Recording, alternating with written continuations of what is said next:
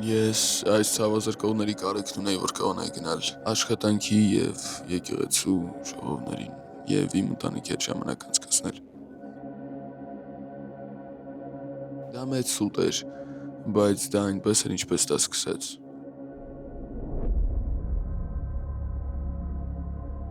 Ես ունեի եկեղեցում պաշտոն, որ վարում է իսպաներեն խոսեցողների խումբ Լոս Անջելեսում։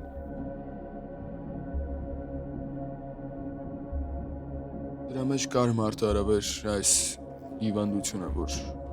ես զուգահեռ երկու կյանք եմ ապրում։ Եվ որովհետև ես չէի կարողանում գտնել իմ դեղերն, այդ օրը ես որոշեցի սկսել օգտագործել մարիխուանա։ Ավագ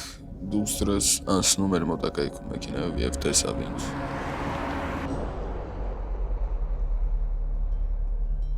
Գուցեև չճանաչեց։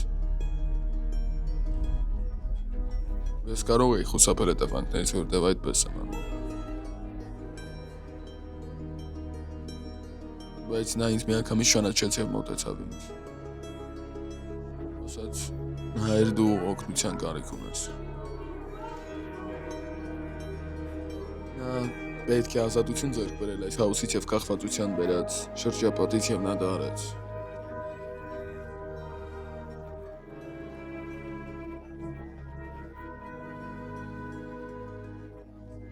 Անկախ նրանից, թե ինչքան ենք սիրում մարդկանց, անկախ նրանից, թե ինչքան ենք կարծում, որ մենք սիրում ենք, ասում ենք, պարզապես ստում ենք եւ խաբում ենք, որ այն գոտու մեջ չկա։ 2 տարվա ընթացքում սկսեցի ամեն օր crack ու կոկային օգտագործել։ Ես կորցրեցի աշխատանքս, տունը, որ ընտանիքիս հետ կառուցել էի, բռնագրաված էր եւ ընտանիքս ինձ լքել էր։ Դուստրս նա հանդիպեց իր ապագա ամուսնում, նրանք ամուսնացան, նրանք խնդրեցին ինձանից, որ չգնամ, ես տառապում էի։ Ես փորձում էի ինքս ինձ անզգացնել հարմարվելու այն փաստին, որ կինս ու երեխաներս լքել էին ինձ իմ կախվածության պատճառով։ Ես պարզապես գտա եղանակներ ավելին առնելու եւ օգտագործելու։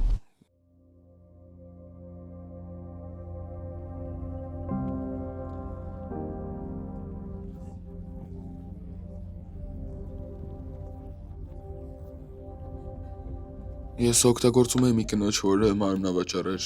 նա իմ հետ էր ճամփորդում անընդհատ։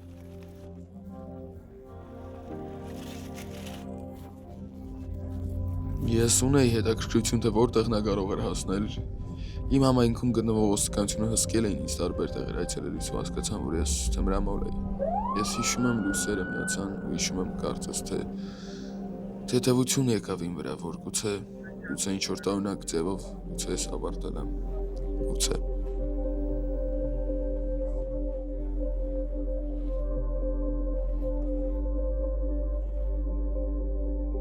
Նրանք գտան այն, ինչի համար եկել էին ու ես հայտնվեցի բանտում։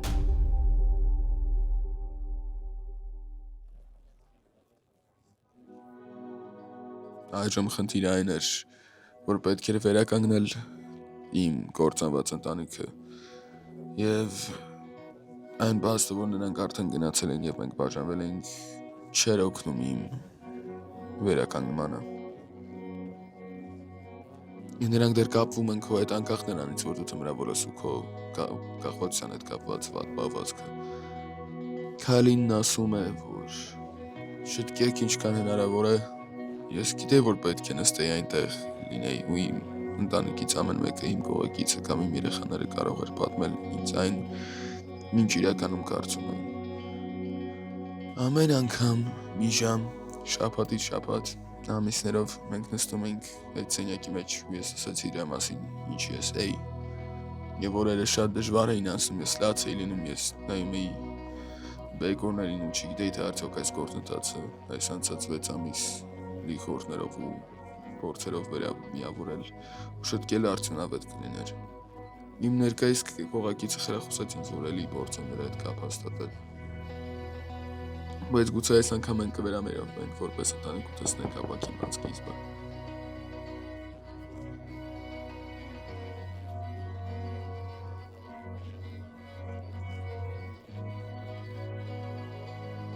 Դա առաջին անգամն էր, որ ես տեսա թոռներիս եւ աղջկաս։ որոնց ես լքել էի վարացիորեն իմ հիվանդության և պահվածքի պատճառով։